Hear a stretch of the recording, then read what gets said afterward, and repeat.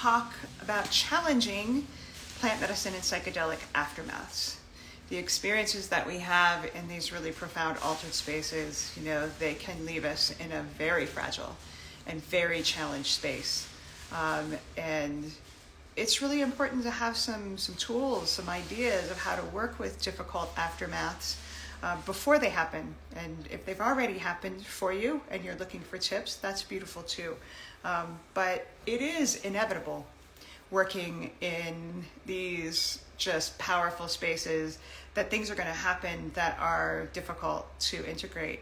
I had one last week, really difficult on a master plant diet, actually. Really difficult dark night of the soul.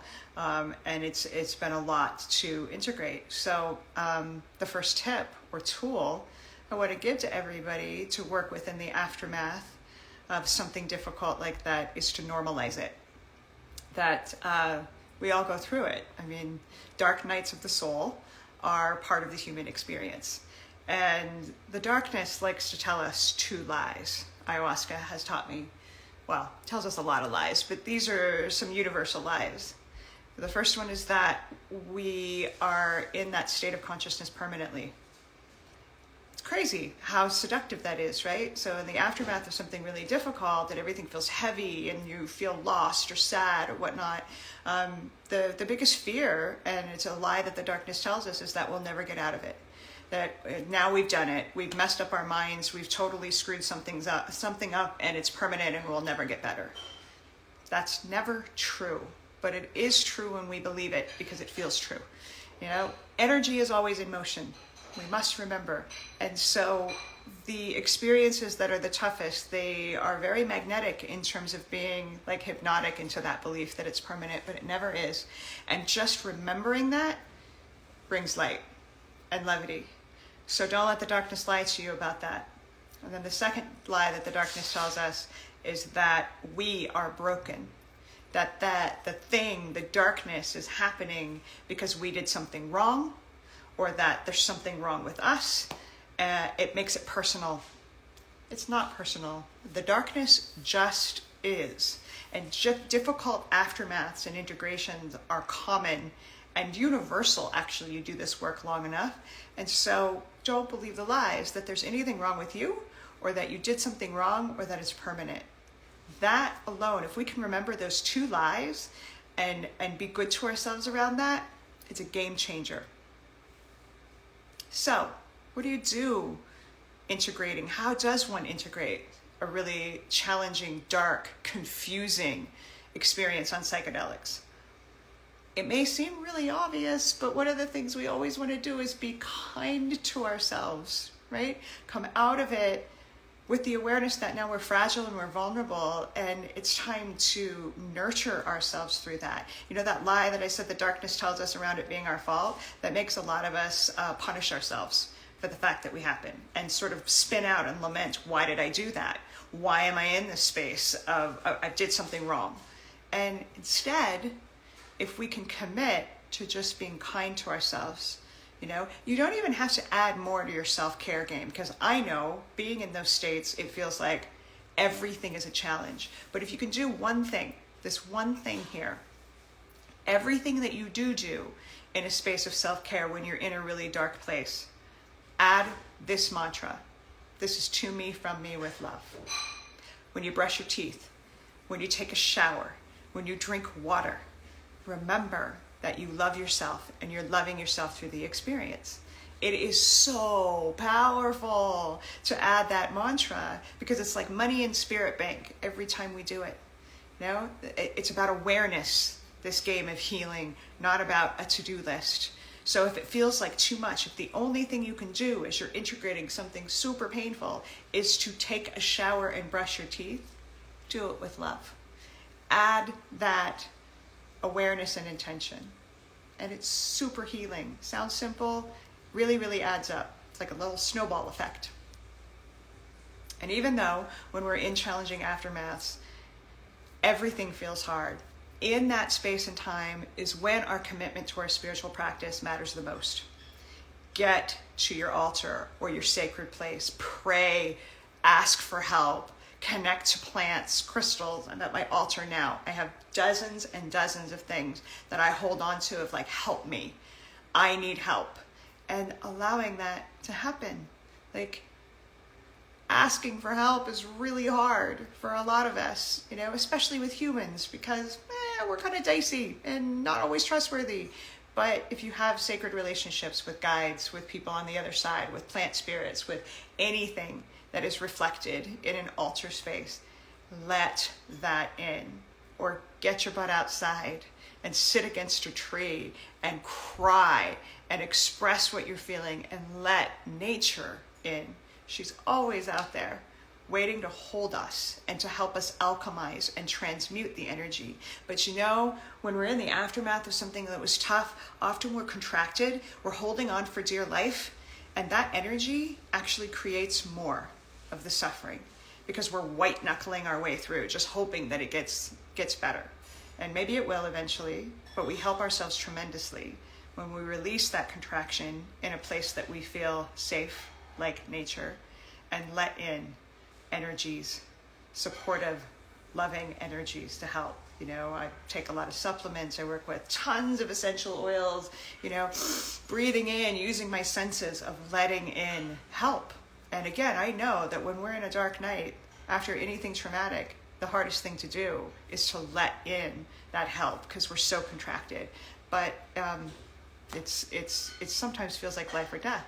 And so when it is hardest, we have to show up for ourselves, or it is almost a sign of abuse, even in a passive way, if we forego all of our self-care because we just went through a really tough psychedelic journey. Show up for yourselves. Talk to trusted people. I mean, there's tons of us that do integration support now. And the reason being is it is, first of all, beautifully common right now that people are working with plant medicines, but even more common that it's difficult. That's why I normalize it of like, yeah. And, you know, studying these traditions with shamanic lineages that are still tribal in nature, it just shows that as people, we're meant to help each other through the darkness. In our, you know, American Western culture, we're often obsessed with individuality. I'll do it. I got it myself. And, you know, that's kind of unrealistic and also a passive form of self-destruction because we are in this together and we're supposed to help each other. So reach out, you know. Oftentimes, the people that are hurting that just send me an email and I write back, you know, a reflection like this, a session isn't needed. Sometimes we just need to know what's happening is normal. Here's a couple of ways to move through it.